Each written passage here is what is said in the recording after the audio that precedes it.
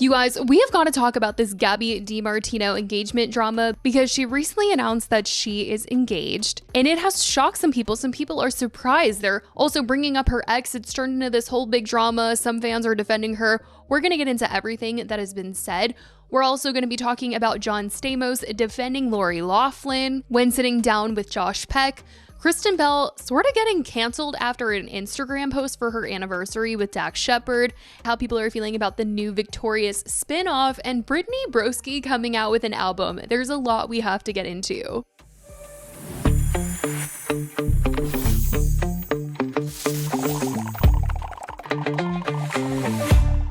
Hey guys, it's Christy and welcome back to the weekly TEACAP. There's so much that happened this week, so we're gonna get into everything that has been in the headlines. I feel like I say that every single week, but truly, there's always stuff going down. And well, this week, Kristen Bell and Dax Shepard decided to be in some drama. And this is sort of giving me like a Blake Lively and Ryan Reynolds vibe where they have this unique humor and then suddenly people are like, wait, what did they just say? And like realize that it's a little bit off and a little bit weird and then kind of decide that they don't like them. Yeah, I kind of feel like that's what's happening. But basically, Kristen Bell and Dax Shepard celebrated their 12th anniversary this week. She posted what should have been a cute picture on Instagram, but holy curveball, the caption kind of ruined that. So she captioned this picture, "Happy 12th wedding anniversary to the man who once said to me, I would never kill you. A lot of men have killed their wives. At a certain point, even though I'm heavily incentivized to kill you, I never would." So yeah, she's been under a lot of fire, both in the comments and the headlines for this super off-putting caption. Like, I guess she was trying to be like, look how cute it is. Like, he's saying like, he could kill me, but he doesn't want to kill me. And everyone's like, wait,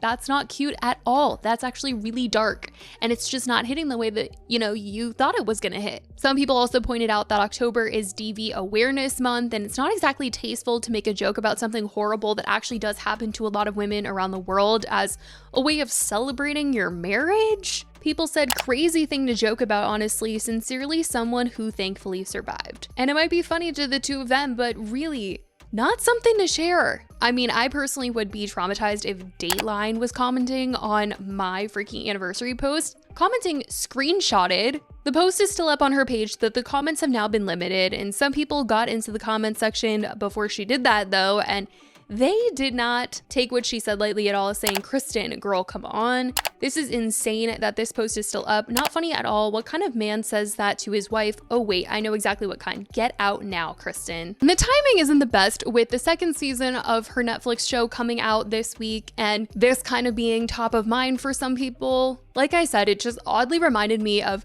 Blake Lively and Ryan Reynolds humor. Like, I just feel like they've joked about like killing each other or something before. But anyway, yeah, people were not very happy with her. Anyway, as for some other celebrity news, John Stamos is backing up his old Full House wife, Lori Loughlin, almost 5 years after the college scandal that ruined her life and also kind of Olivia Jade's, although she has sort of come back. She's posting vlogs again, but she's definitely not as huge and major as she once was. And I feel like anytime you hear about Lori these days, you're only associating her with the college scandal and just this insane amount of wealth and privilege. But John Stamos went on the Good Guys podcast hosted by Josh Peck and made it very clear that he is not a fan of Lori's ex, Massimo Giannulli, because if you guys didn't know, Lori and Massimo have split. And while John is very clearly taking her side in the divorce, he said that this woman is a saint and then proceeded to place every single ounce of blame on Massimo for basically everything that's gone down in their lives.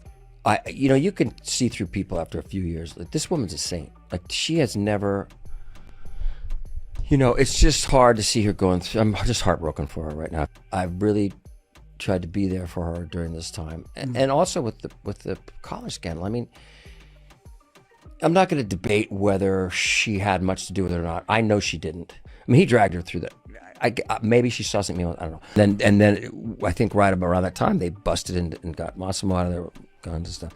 She goes to fucking prison for this asshole for 3 months, wow. Right? And he goes for whatever. The honest to God truth, I pray for this guy. I pray that he gets a hold of his, whatever hole that he's trying to fill, however he's trying to fill it.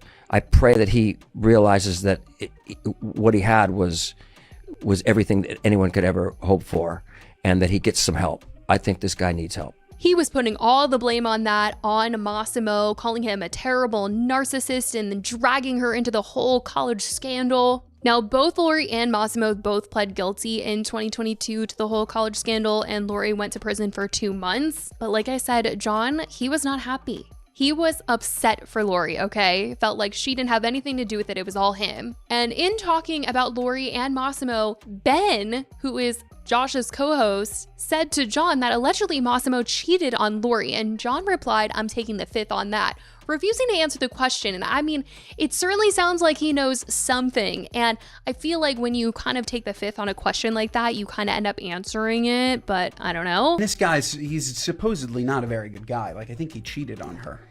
Right? I'm taking the fifth on that. Whatever he did to her, it busted her up to the core. Yeah.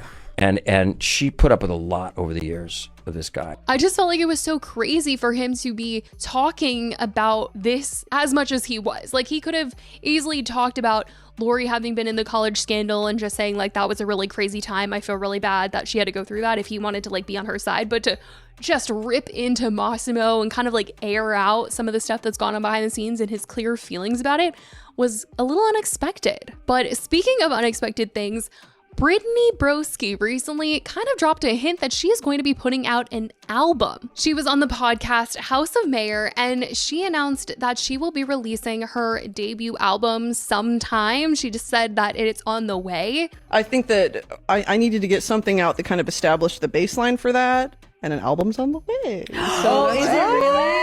She's released 3 songs this year, including her viral cover of Harry Styles' Adore You, which was, I believe, one of the first things that she put out to even kind of say that she was doing music. It got some mixed reviews. Some people have said that her voice is giving very fire pit songs on Love Island, but there's definitely worse responses to be had. A lot of her fans are eating it up. They're excited for this album. And I will say her debut single, The Sun, had her singing. Like, I was impressed. I did not know that Brittany Broski had any singing capabilities. So when she popped out with that, even the Harry Styles cover, I was like, dang. I felt like it was so unexpected. Maybe that's because I'm a casual watcher, but I was definitely like, whoa, I didn't see her getting to music. But now, you guys, we should be expecting an album. She didn't give any details on when the album is coming out, but she just teased that one will be coming. Now, as for some unexpected news this week, we got some news that the Victorious spinoff is going to be coming to Netflix, which kind of crazy. You know, you would think Paramount Plus because Nickelodeon and Paramount are like this,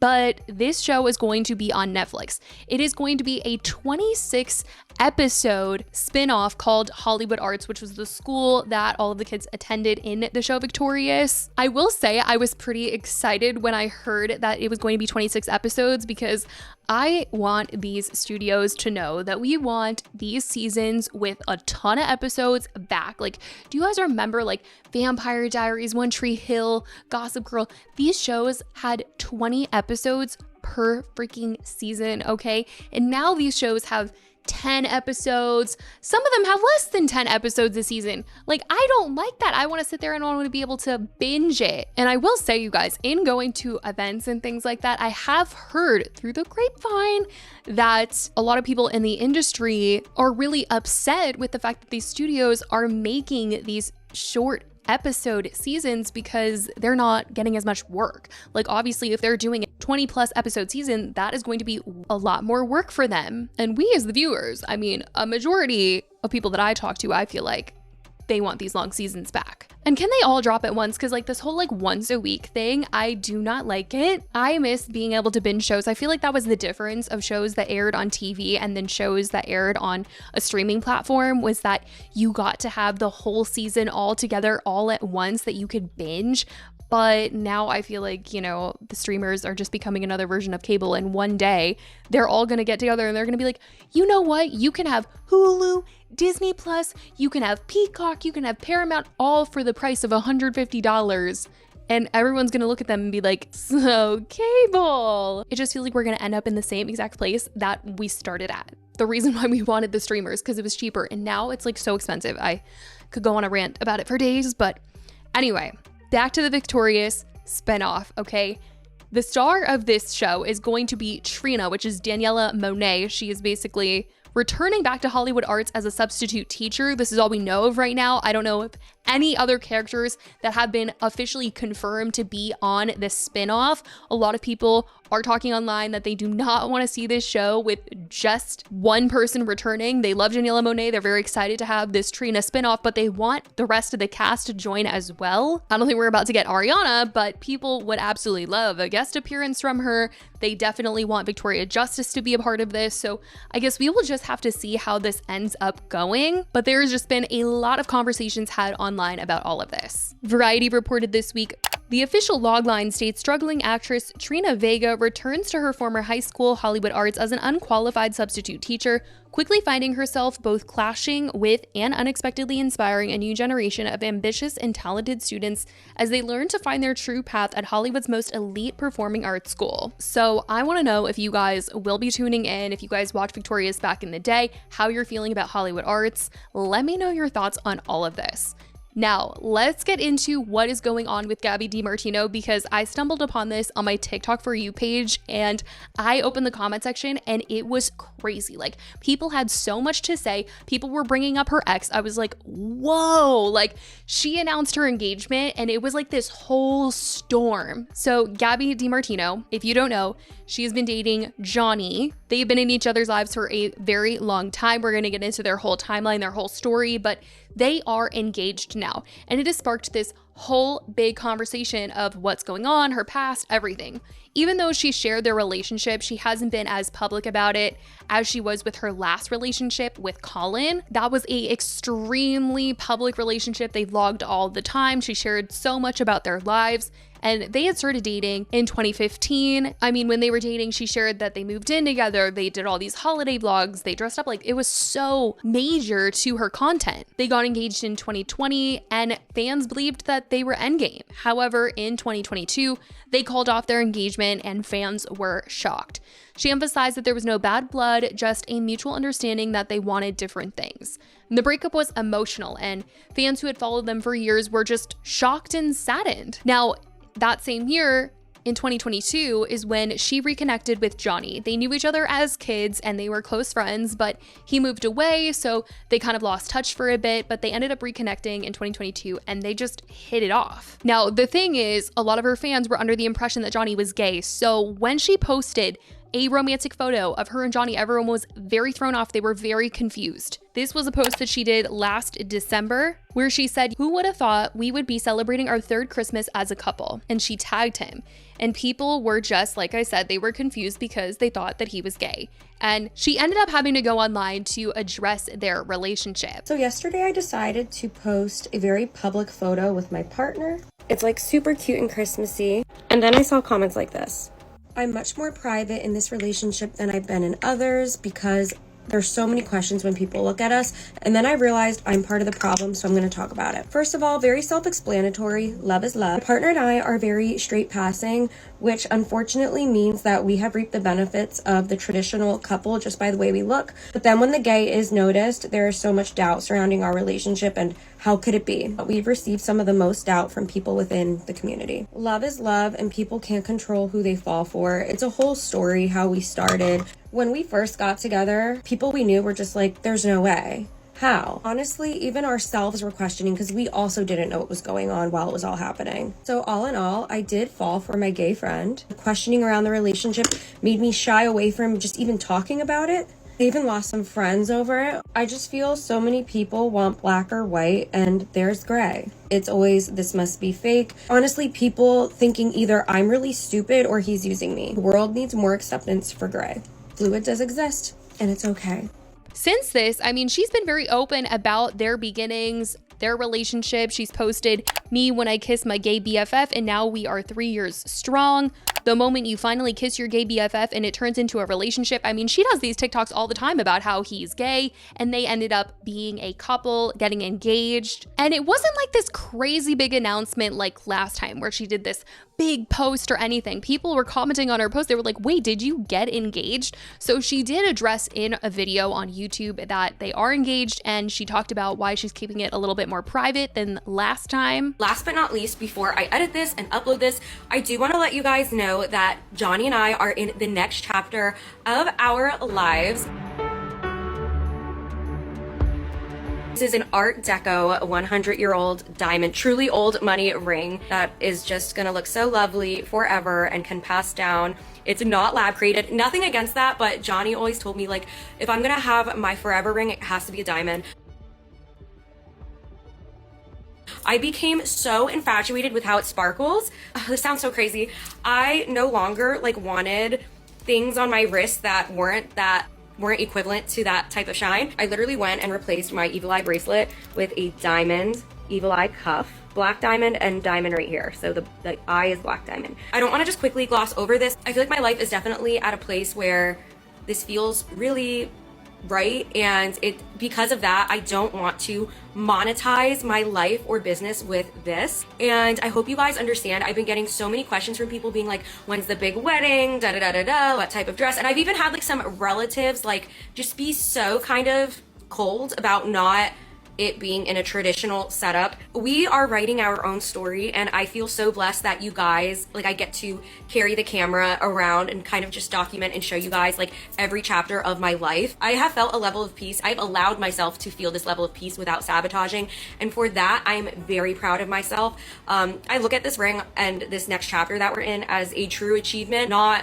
a brand deal, not a wedding planning series, nothing against other influencers who do that. This sounds so crazy, but I see this as like I found my Miss Honey. When I was little, I used to watch Matilda, and like I would always like want to find a Miss Honey. That movie always gave me a weird feeling, but the one thing that I loved was that Matilda like found her peace. I know it's so random, but I always told Johnny he's my Miss Honey. The only thing that truly feels different in our relationship is that I feel like Miss Honey adopted me. I love his family so much. I love him so much. I love our life so much. And it just feels like we're closer than ever with this. I am keeping everything offline. Some felt that she seemed nervous to talk about it, and it might be because the comments are just so mixed about them, with some people that are quick to judge or discredit their relationship, and even those comparing it to her last relationship. People have been defending her online though, saying, I don't understand the hate. The girl clearly matured and trying to move on, and y'all showing her past into her face. Her and Colin broke up like 3 years ago and everyone have moved on, please. The hate in these comments is sad. I wish her a lifetime of happiness. Honestly, good for Gabi, and Colin looks really happy in his relationship too. They were both in different phases in their life, and I'm glad they canceled the wedding instead of going into an unhappy marriage. So that is what people had to say about Gabi and her engagement and how she sort of addressed things. I certainly want to know what you guys think about this, because I've been seeing this going around on the internet and the comments are just crazy.